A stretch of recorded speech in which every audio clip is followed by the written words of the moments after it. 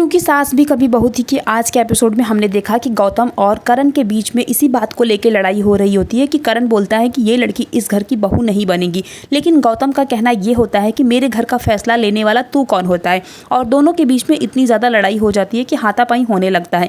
तुलसी दोनों के बीच में आती है और लड़ाई छुड़ाते हुए बोलती है कि तुम लोग जानवर बनते बनते कब एक दूसरे के साइड में आ गए, तुम लोग को खुद को पता नहीं चला। दोस्तों, उससे पहले अगर आप चैनल पे नए हैं और अपने फेवरेट सीरियल का अपडेट चाहते हैं तो सब्सक्राइब जरूर करना। करण तो कहता है कि वैष्णवी इस घर की बहू नहीं बन सकती, लेकिन करण को नीचा दिखाने के लिए गौतम बोल देता है कि बनेगी, वो इस घर की बहू बनेगी, मेरा बेटा उससे शादी करेगा, मैं भी देखता हूँ कि उसको शादी करने से कौन मना कर सकता है।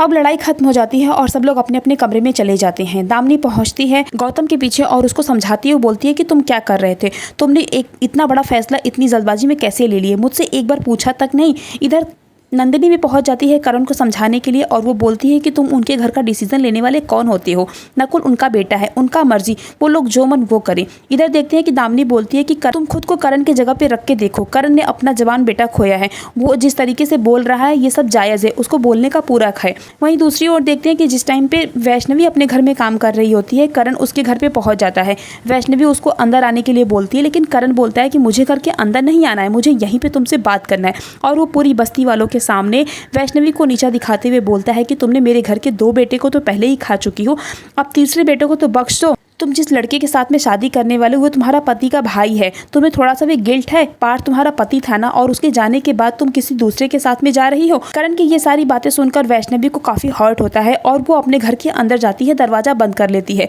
वहीं देखते हैं कि नकुल भी पहुंच जाता है वैष्णवी को प्रपोज करने के लिए, लेकिन जैसे ही उसको पता चलता है कि दरवाजे पे ताला बंद है, वो तुरंत ही वैष्णवी को फोन करता है, लेकिन वैष्णवी उसके फोन का रिप्लाई नहीं देती है और वो मैसेज करता है। मैसेज पढ़ने के बाद भी वैष्णवी रिप्लाई नहीं देती है, जिसके बाद नकुल को पता चलता है कि शायद वो घर छोड़ के जा चुकी है, क्योंकि अपना पूरा सामान लेके गई है। नकुल को यहाँ पे हर्ट होता है और वो घर पे पहुंच जाता है। वहाँ पे जाके तुलसी को सारी बातें बताता है।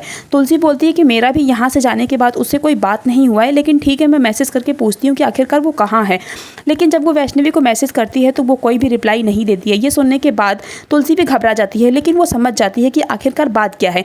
तभी वहाँ पे करण आ जाता है। नंदिनी पूछती है कि तुम कहाँ गए थे, ऑफिस से फोन आया था कि इंपॉर्टेंट मीटिंग था, लेकिन तुम वहाँ पे नहीं गए थे, तो तुम कहाँ थे। करण बताता है कि मीटिंग से इंपॉर्टेंट भी कोई चीज़ होती है, मैं वहीं पे गया था। और जैसे ही वो कमरे में जाता है तुलसी उसके पीछे पहुंच जाती है और वो जाके बोलती है कि अकेली औरत को धमका के आना कोई बड़ी बात नहीं है, तुम वहाँ पे जाके अकेली औरत को ये सब कुछ बोल के आए हो कि वो घर छोड़ के जा चुकी है, तुमने उसको बहुत भला बुरा बोला होगा। करण बोलता है कि आप इतनी समझदार हैं, इतनी जल्दी बातों को समझ गई, तो उस टाइम क्यों नहीं समझ में आया जब आपने मेरे बेटे को मारा था, मेरी बेटी की क्या गलती थी कि आपने उनका खून कर दिया। लेकिन तुलसी बोलती है कि ये सब कुछ वैष्णवी ने अकेले नहीं किया है, क्या उसको प्यार करने का हक नहीं है, क्या उसको घर बसाने का हक नहीं है। आने वाले एपिसोड में ये देखना काफी इंटरेस्टिंग होने वाला है कि क्या तुलसी की बातें करण समझ पाएगा। वहीं हम देखते हैं कि वैष्णवी भी एक बार फिर से वीरानी हाउस पे चली आएगी और जब नकुल पूछेगा कि तुम कहाँ थी, तो वैष्णवी बोलती है कि थोड़ी देर के लिए रास्ता भटक गई थी, अब मैं कहीं नहीं जाऊंगी, यहीं पे रहने वाली हूँ। ये सब कुछ करण देख रहा होता है।